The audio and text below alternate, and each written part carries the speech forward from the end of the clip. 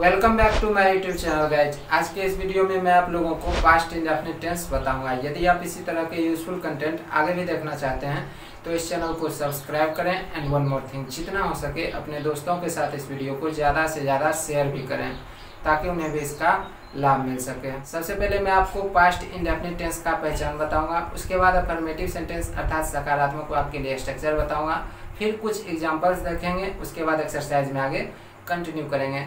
तो past indefinite tense का पहचान हो जाता है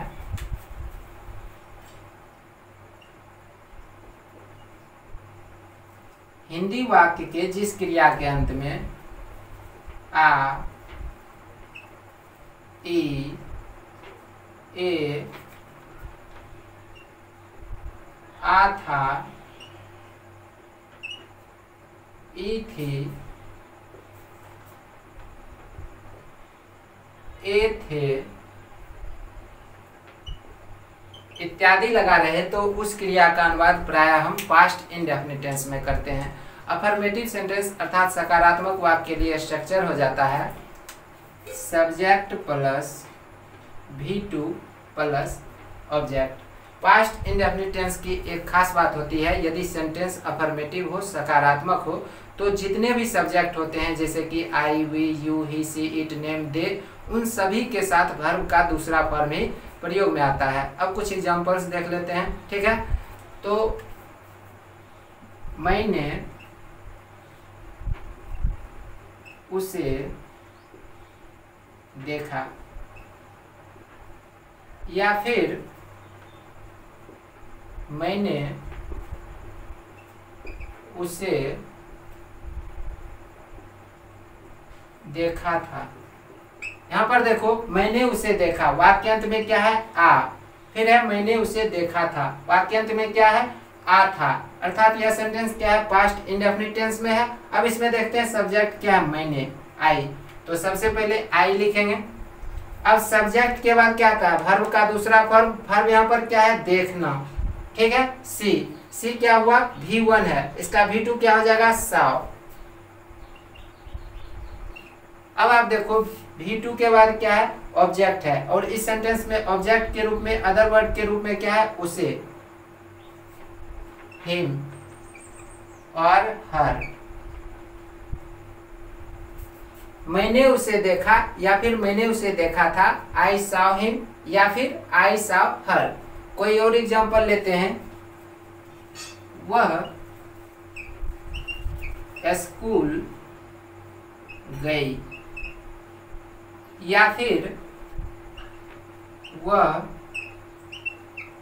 स्कूल गई थी। यहाँ पर भी सेम थिंग है। देखो वाक्यांत में ई है ना, फिर क्या है?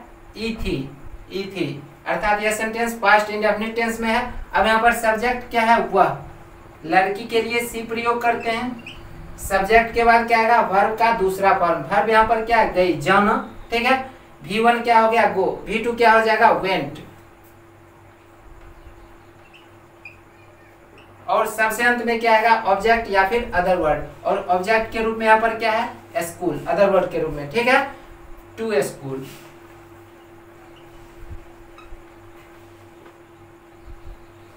वह स्कूल गई या फिर वह स्कूल गई थी, सी वेंट टू स्कूल। कोई और एग्जांपल देखते हैं। हम लोग बाजार गए, या फिर हम लोग बाजार गए थे। देखो यहाँ पर सब्जेक्ट क्या है? हम लोग, वी लिखेंगे। और एक चीज आप पहचान देख लो, हम लोग बाजार गए थे, वाक्यांत में क्या है? ए है ना। फिर क्या है वाक्यांत में? हम लोग बाजार गए थे, ए थे, ए थे। अर्थात यह सेंटेंस क्या है? पास्ट इंडेफिनिट टेंस में है। और यहाँ पर सब्जेक्ट क्या है? हम लोग, वी। सब्जेक्ट के बाद क्या आएगा? वर्ब का दूसरा फॉर्म। वर्ब यहाँ पर क्या है? जाना, गो। गो का दूसरा फॉर्म क्या हो जाता है? Went, went. और सबसे अंत में क्या आएगा? अदर वर्ड या फिर ऑब्जेक्ट, और अदर वर्ड के रूप में यहाँ पर क्या है? बाजार। To market. हम लोग बाजार गए या फिर हम लोग बाजार गए थे। We went to market. कोई और एग्जांपल लेते हैं। वे लोग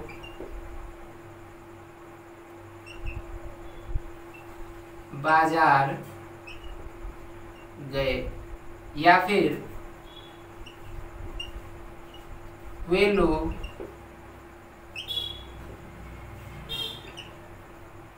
बाजार गए थे। वाक्यांत में ए या फिर ए थे, अर्थात सेंटेंस क्या है, पास्ट इंडेफिनिट टेंस में। सब्जेक्ट यहाँ पर क्या है, दे। वर्ब यहाँ पर क्या है, जाना, गो। गो का दूसरा फॉर्म वेंट टू मार्केट। वे लोग बाजार गए या फिर वे लोग बाजार गए थे। They went to market. ठीक है, एक और एग्जांपल ले लेते हैं। ठीक है, तुमने खाया, या फिर तुमने खाया था।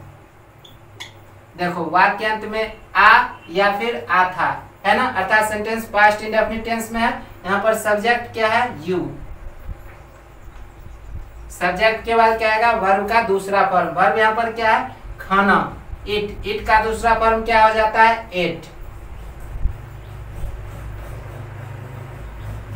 तुमने खाया या फिर तुमने खाया था, यू एट। यहाँ पर आप एक चीज देखो, सब्जेक्ट के रूप में जैसे कि आई भी आ गया, ठीक है, वी भी आ गया, यू भी आ गया, और सी थर्ड पर्सन का सिंगुलर नंबर है, फिर यहाँ पर दे थर्ड पर्सन का प्लूरल नंबर है। तो आपने क्या देखा, जितने भी सब्जेक्ट थे उन सभी के साथ वर्ब का दूसरा फॉर्म ही प्रयोग में आया। उम्मीद करता हूँ कि मैं आप लोगों को समझा पाया। अब मैं इस एक्सरसाइज को आगे कंटिन्यू करूँगा। तो अब इस एक्सरसाइज को मैं सॉल्व करूँगा और जितनी आवश्यकता होगी एक्सप्लेन भी करूँगा, अर्थात आप लोगों को समझाने का प्रयत्न भी करूँगा। So keep patience and watch properly. पहला अनुवाद है, मैं गया। यहाँ पर सब्जेक्ट क्या है, मैं, आई। सब्जेक्ट के बाद क्या आएगा, वर्ब का दूसरा फॉर्म। वर्ब यहाँ पर क्या है, गया, अर्थात जाना, गो। गो का दूसरा फॉर्म क्या होगा, वेंट। मैं गया, आई वेंट। मैं पटना गया, आई वेंट टू पटना। तुमने खरीदी, यू। अब यहाँ पर एक चीज देखो, खरीदना, ठीक है, बाय। बाय का दूसरा फॉर्म क्या हो जाता है, बाउट। ठीक है, तुमने खरीदी, यू बाउट। तुमने एक पुस्तक खरीदी, यू बाउट ए बुक। उसने पीटा, ही बेट। यहाँ पर एक चीज मैं आपको बताना चाहूंगा, देखो बीट के दूसरे फॉर्म का भी स्पेलिंग सेम रहता है, सिर्फ प्रोनाउंसिएशन बदल जाता है। ठीक है, बीट, बेट, बीटेन, लेकिन V1 और V2 दोनों का स्पेलिंग बीट ही रहता है, सेम रहता है, BEAT। ठीक है, उसने पीटा, ही बेट, सिर्फ प्रोनाउंसिएशन चेंज होता है। उसने उसे पीटा, ही बेट हिम। राम आया, राम केम। राम मेरे पास आया, Ram came to me. Sita हंसी, सीता लाफ्ड। लता ने खाया, लता एट। लता ने गाना गाया, लता sang ए सॉन्ग। सिंग का दूसरा फॉर्म सेंग हो जाता है। ठीक है, लता ने गाना गाया, लता sang ए सॉन्ग। उसने एक प्रश्न किया, he asked a क्वेश्चन, वह कल आया। ही केम yesterday। वह कल बाजार गया। He went to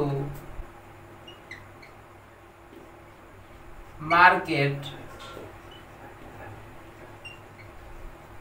yesterday। शिक्षक ने अंग्रेजी पढ़ाई। The teacher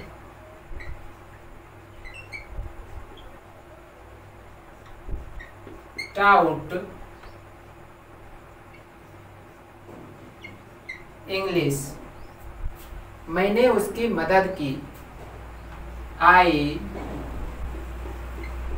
helped him। हम लोगों ने चाय पी। We took tea। बच्चे ने दूध पिया। The children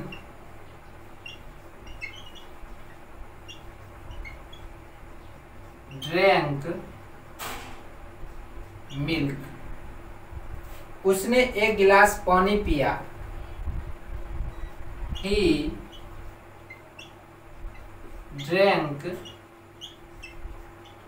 a glass of water। वे लोग दिल्ली गए। They went to Delhi। हम लोगों ने मैच जीता। We won the match. आप वहां गए।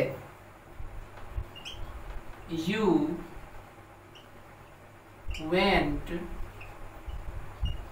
there। आप वहां गए। You went there। उसने एक चिट्ठी लिखी। He or she wrote a letter। उसने एक चिट्ठी लिखी। He wrote a letter या फिर she wrote a letter।